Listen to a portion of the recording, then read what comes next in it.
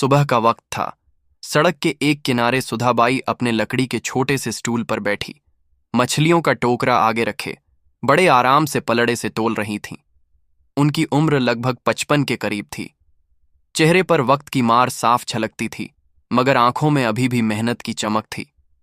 सुधाबाई का रहन सहन सीधा सादा था। साड़ी हमेशा हल्की फीकी लेकिन धोकर सलीके से पहनी हुई, बाल पीछे कसकर बांधे हुए और माथे पर हल्का सा पसीना जो सुबह सुबह भी उनके मेहनत की गवाही दे रहा था। उनके पास आने वाले ग्राहक ज्यादातर पुराने जानने वाले होते थे, जो उनकी मछलियां और उनकी ईमानदारी दोनों पर भरोसा करते थे। लेकिन आज का दिन उनके लिए अलग था और उन्हें इसका जरा भी अंदाजा नहीं था। पास की दुकान पर चाय पीते लोग उनके बारे में बातें कर रहे थे। एक दुकानदार ने फुसफुसाकर अपने साथी से कहा, अरे जानते हो, सुधा की दोनों बेटियां आर्मी में अफसर हैं, बॉर्डर पर तैनात हैं। दूसरा आदमी हंसते हुए बोला, हाँ सुना है, लेकिन देखो जिंदगी का खेल, मां यहां मछली बेच रही है। सुधाबाई इन बातों को सुनकर भी चुप रहती थीं। वो जानती थीं कि लोगों की जुबान को बंद नहीं किया जा सकता। उनके लिए सबसे जरूरी था अपनी रोजी रोटी, क्योंकि बेटियों को उन्होंने साफ मना कर रखा था कि मुझे पैसे मत भेजो, अपने दम पर जीना है। लेकिन तभी बाजार के कोने से एक तेज आवाज और मोटरसाइकिल का गड़गड़ाता शोर आया। लोगों की नजर उधर मुड़ी। काले रंग की मोटरसाइकिल पर इंस्पेक्टर विक्रम सिंह सवार था। दबंग अंदाज, आंखों पर काला चश्मा और चेहरे पर वही घमंड जो ताकत के साथ आता है। उसने आकर सुधाबाई के सामने बाइक रोक दी और गुस्से से बोला, तुम्हारी हिम्मत कैसे हुई सड़क किनारे मछली बेचने की? यहां ट्रैफिक रुक सकता है, तुरंत हटो। सुधाबाई ने विनम्रता से कहा, साहब मैं रोज यहीं बैठती हूं, यहां से किसी का रास्ता नहीं रुकता, बस 2 घंटे में बेचकर चली जाती हूं। लेकिन विक्रम सिंह का चेहरा और लाल हो गया। तू मुझे सिखाएगी? हट बोलने का मतलब समझ नहीं आता क्या? इतना कहकर उसने बिना सोचे समझे टोकरे पर जोर से लात मार दी। सारी मछलियां सड़क पर बिखर गईं, कुछ गंदे पानी में लुढ़क गईं, कुछ गाड़ियों के नीचे आ गईं, और एक तमाचा सुधाबाई के मुंह पर मार दिया। आसपास के लोग ये सब देखते रहे। कुछ के चेहरे पर डर था, कुछ के चेहरे पर तमाशे का मजा, लेकिन किसी ने आगे बढ़कर सुधाबाई की मदद नहीं की। सुधाबाई ने होंठ काटकर आंसू रोकने की कोशिश की। धीरे धीरे नीचे झुककर मछलियां समेटने लगीं। उनके हाथ कांप रहे थे।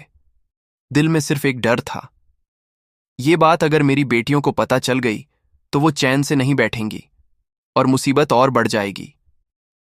भीड़ में खड़ा एक नौजवान, जो सोशल मीडिया पर अपने वायरल वीडियो के लिए मशहूर था, अपना मोबाइल कैमरा ऑन कर चुका था।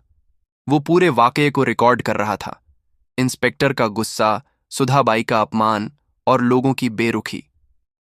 सुधाबाई ने एक पल को उसकी तरफ देखा, जैसे आंखों से कह रही हों, ये वीडियो मत डालो बेटे, इससे बहुत नुकसान हो जाएगा। लेकिन नौजवान के चेहरे पर वही शातिर मुस्कान थी। अरे ये तो हिट कंटेंट है, लाखों व्यूज आएंगे। 10 मिनट बाद इंस्पेक्टर वहां से निकल गया और सुधाबाई बिना कुछ बोले चुपचाप अपनी टूटी टोकरी और बची हुई मछलियां समेट कर बैठ गईं। उन्हें नहीं पता था कि ये छोटी सी घटना कुछ ही घंटों में देश भर में देखी जाएगी, और न ही ये पता था कि इस वीडियो का असर उनकी दोनों बेटियों आराधना और सोनाली के दिल में तूफान मचा देगा। शाम होते होते वो वीडियो वायरल हो चुका था और बॉर्डर पर तैनात सोनाली के मोबाइल पर नोटिफिकेशन आया। एक वीडियो जिसमें उनकी मां का अपमान हो रहा था और सामने खड़ा इंस्पेक्टर विक्रम सिंह हंस रहा था। वीडियो देखना भी जैसे सोनाली के लिए आग में घी डालने जैसा था। बॉर्डर की ठंडी हवाओं के बीच भी उसके माथे पर पसीना आ गया। उसकी मुट्ठियां कस गईं, होंठ भींच गए। ये किसने हिम्मत की मेरी मां के साथ ऐसा करने की? उसने तुरंत फोन उठाकर अपनी बड़ी बहन आराधना को कॉल मिलाया। आराधना उस वक्त मेस पर बैठी चाय पी रही थी। फोन उठाते ही सोनाली की तेज आवाज कानों में पड़ी, दीदी अभी वीडियो देखो। आराधना ने मोबाइल पर भेजा गया वीडियो प्ले किया। कुछ ही सेकंड में उसका चेहरा सख्त हो गया और आंखों में गुस्से की लकीरें खींच गईं। अगर पापा होते तो ये दिन हमें कभी नहीं देखना पड़ता, उसने दांत पीसते हुए कहा। मैं उस इंस्पेक्टर को छोड़ूंगी नहीं, चाहे जो हो जाए। फोन पर दोनों बहनों के बीच गर्मागर्म बहस शुरू हो गई। सोनाली कह रही थी, तुम जाओ दीदी, मैं यहां से छुट्टी नहीं ले सकती, लेकिन तुम जाकर मां को इंसाफ दिलाना। आराधना ने एक गहरी सांस ली और तय कर लिया, ठीक है, मैं ही जाती हूं, लेकिन मां को इस बार चुप नहीं रहने दूंगी। गांव जाने से पहले उसने आर्मी की वर्दी उतार कर अलमारी में रख दी। उसकी जगह उसने पीले रंग का सलवार सूट पहना, क्योंकि वो चाहती थी कि लोग उसे सिर्फ बेटी के रूप में देखें, अफसर के रूप में नहीं। बस अड्डे तक पैदल पहुंची, फिर भीड़ भाड़ वाली पुरानी डीलक्स बस में बैठ गई। गांव का सफर लंबा था और पूरे रास्ते उसका दिमाग उसी वीडियो में अटका हुआ था। हर पल, हर झटका उसे और पक्का कर रहा था कि इंस्पेक्टर विक्रम सिंह को सबक सिखाना ही होगा। गांव पहुंचते ही धूल भरी कच्ची सड़क पर वो तेज कदमों से अपने घर की तरफ बढ़ी। दरवाजा खोलते ही सामने मां खड़ी थीं, चेहरे पर थकान, मगर आंखों में अपनी बेटी को देखकर चमक। अरे आराधना, तू यहां? मां ने गले लगाकर ऐसे चूमा जैसे बरसों बाद मिली हों। आराधना ने उन्हें मजबूती से पकड़ा। मां, पहले बैठो और ये बताओ, तुमने हमसे ये सब क्यों छुपाया? मां ने कहा, पहले खाना खा लो। लेकिन खाना खाते वक्त भी आराधना का गुस्सा ठंडा नहीं हो रहा था। उसने सीधे कहा, मां, मैं उस आदमी को सस्पेंड करवा कर ही मानूंगी। यह यूनिफॉर्म पहनकर लोगों की बेइज्जती करता है, उसे कानून का असली मतलब समझाऊंगी। सुधाबाई ने डरते डरते कहा, बेटा, छोड़ दे, पुलिस वाले हैं, उलझने से कोई फायदा नहीं। लेकिन आराधना की आंखों में एक अलग ही जिद थी। मां, यह मामला अब छोड़ने वाला नहीं है, इस बार इंसाफ लेकर ही रहूंगी। रात को आराधना ने फोन पर सोनाली से बात की। सोनाली कह रही थी, दीदी, कल क्या करने वाली हो? आराधना की आवाज में ठंडा लेकिन खतरनाक सुकून था। कल सुबह मैं थाने जाऊंगी और विक्रम सिंह को उसकी औकात दिखाकर ही लौटूंगी। अगले दिन सुबह का वक्त था। गांव के पुराने पीले पेंट उखड़े हुए थाने के बाहर कुछ लोग इधर उधर खड़े थे, कोई जमानत के कागज लिए तो कोई अपनी शिकायत लेकर। आराधना ने आज आर्मी की वर्दी नहीं पहनी थी। लाल साड़ी, साधारण सा मेकअप और बाल एक छोटी में बंधे हुए, बिल्कुल एक आम गांव की लड़की का रूप। पर उसकी आंखों में वो तेज था जो एक सैनिक में होता है। थाने में घुसते ही पुराने पंखों की घर घर आवाज और धूप में धूल के कण तैरते नजर आए। सामने लकड़ी की बड़ी टेबल के पीछे एसएचओ अजय पाल बैठे थे, तोंद निकली हुई, मूंछों पर ताव और हाथ में चाय का गिलास। आराधना ने सीधा कहा, मुझे इंस्पेक्टर विक्रम सिंह के खिलाफ रिपोर्ट दर्ज करनी है। अजय पाल ने भौहें चढ़ाते हुए पूछा, क्यों, क्या किया उसने? उसने मेरी मां के साथ बदतमीजी की, उनकी टोकरी लात मारकर गिराई, मछलियां सड़क पर फेंकी और थप्पड़ भी मारा। आराधना की आवाज सख्त थी, लेकिन जरा भी ऊंची नहीं, जैसे हर शब्द नाप कर बोल रही हो। अजय पाल हल्की हंसी दबा नहीं पाए। अरे बहन, तू कौन होती है हमारे इंस्पेक्टर पर रिपोर्ट करवाने वाली? यहां कोई फालतू आरोप नहीं लिखे जाते, समझी? आराधना कुछ सेकंड चुप रही, फिर अपने बैग से एक छोटा सा कवर निकाला और धीरे से टेबल पर रखा। कवर से उसका सरकारी आर्मी आईडी कार्ड झलक रहा था। अजय पाल ने जैसे ही कार्ड उठाकर देखा, उसका चेहरा तुरंत बदल गया। चाय का गिलास उसने धीरे से रख दिया और कुर्सी की पीठ सीधी कर ली। आप आर्मी ऑफिसर हैं? उसके लहजे में अचानक सम्मान और हल्का डर आ गया। तभी थाने का दरवाजा जोर से खुला। अंदर वही इंस्पेक्टर विक्रम सिंह आया। वही अकड़, वही धूप में तपे चेहरे का घमंड। उसकी नजर जैसे ही आराधना पर पड़ी, वो कुछ पल रुक गया। आराधना ने एक भी सेकंड बर्बाद नहीं किया। उसकी आंखें सीधी विक्रम सिंह की आंखों में गड़ी थीं। मैं तुम्हें सस्पेंड करवा कर रहूंगी। आवाज में कोई चिल्लाहट नहीं थी, लेकिन उसमें वो ठंडा गुस्सा था जो सीधे दिल में उतर जाए। विक्रम सिंह के चेहरे पर हल्की सी मुस्कान आई, जैसे उसे ये बात मजाक लग रही हो। लेकिन आराधना बिना कुछ और कहे मुड़ी और थाने से बाहर निकल गई। थाने के बाहर निकलते ही आराधना ने आसमान की तरफ देखा और मन ही मन सोचा, अब खेल शुरू हुआ है। विक्रम सिंह, देखते हैं किसकी हिम्मत ज्यादा है। अगली सुबह आराधना ने नाश्ता भी नहीं किया। मन में सिर्फ एक ही बात गूंज रही थी, अब खेल सख्त होगा। उसने बैग उठाया और सीधा जिले के मुख्यालय की तरफ निकल पड़ी, जहां एएसपी कविता जोशी का ऑफिस था। एएसपी कविता जोशी अपने तेज फैसलों और ईमानदारी के लिए मशहूर आराधना को देखते ही उठ खड़ी हुईं। आइए मैडम, बैठिए। क्या मामला है? आराधना ने बिना वक्त गंवाए अपना मोबाइल निकाला और वो वायरल वीडियो चला दिया। वीडियो खत्म होते ही कविता जोशी की भौहें सिकुड़ गईं। ये बहुत गंभीर मामला है, लेकिन हमें सिर्फ ये वीडियो काफी नहीं होगा। ठोस सबूत और गवाह चाहिए, ताकि कोई इसे एडिटेड कहकर खारिज न कर सके।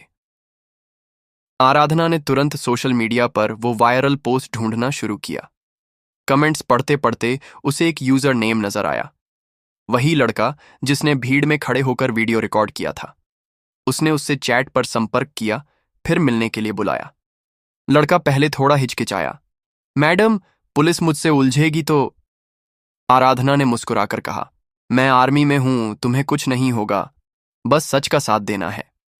आखिरकार लड़के ने हामी भर दी और अपने मोबाइल से बिना एडिट किया हुआ पूरा वीडियो दिखाया। वीडियो में साफ दिख रहा था कि इंस्पेक्टर विक्रम सिंह ने न सिर्फ टोकरी गिराई, बल्कि भीड़ के बीच सुधाबाई को थप्पड़ भी मारा।